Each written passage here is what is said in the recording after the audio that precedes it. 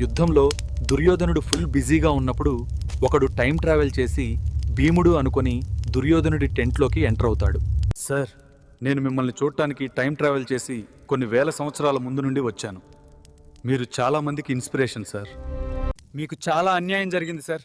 కృష్ణుడు చెప్పేదాకా time waste చేయకుండా వెంటనే ఆ దుర్యోధనుణ్ణి తొడల మీద కొట్టి చంపేయండి సార్. ఎవడ్రా నువ్వు?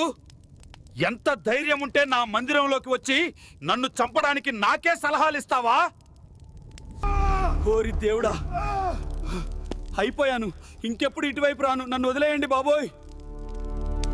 అమ్మయ్యా, బతికిపోయాను. కొంచెం అయ్యుంటే నన్ను ఎడం చేత్తోనే నలిపి చంపేసేవాడు. ఎవరో ఏంటో తెలియకుండా అస్సలు మాట్లాడనిక నుండి.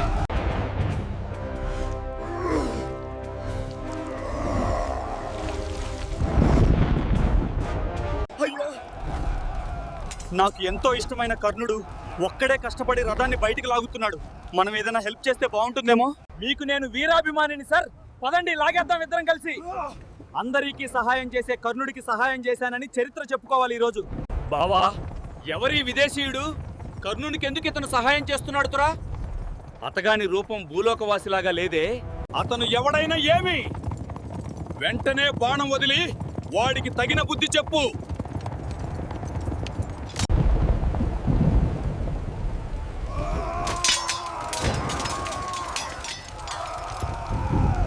చరిత్ర తిరగరాయడం కాదు, చరిత్రలో కలిసిపోయేలా ఉన్నాను.